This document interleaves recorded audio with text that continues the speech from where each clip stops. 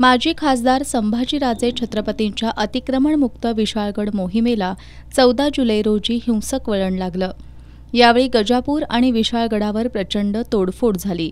या घटनेच्या निषेधार्थ महाराष्ट्र संघर्ष समितीच्या वतीनं आज जिल्हाधिकारी कार्यालयासमोर धरणं आंदोलन करण्यात आलं।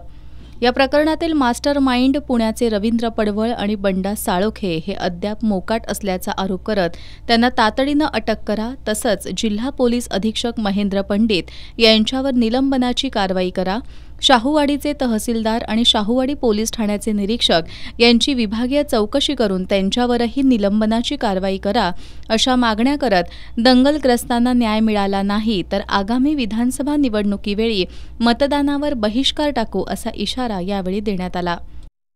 नाहीतर आम्ही येत्या विधानसभा निवडणुकीत आम्ही मतदानाचा बहिष्कार करू। 144 कलम जे आहे ह्याचं नाटक कशाला करता तुम्ही प्रत्येक वेळी? कारण कोल्हापुरात जी दंगल झाली मागच्या वर्षी त्यावेळी बी 144 कलम होतं।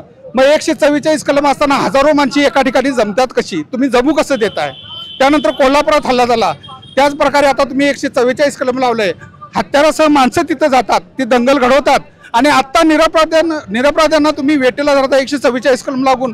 तुम्ही कधी विशाळगडला जाऊन बघा, आता तिथं असे नाके आहेत की कुठल्या तर परदेशात गेल्यासारखं वाटते, पाकिस्तान बांगलादेशात। तर हे प्रकार आता खपवून घेणार नाही आम्ही। ते स्थानिक 4-5 जणांचे जे मुख्य सूत्रधार आहेत त्यांना अजून अटक झालेले नाहीत।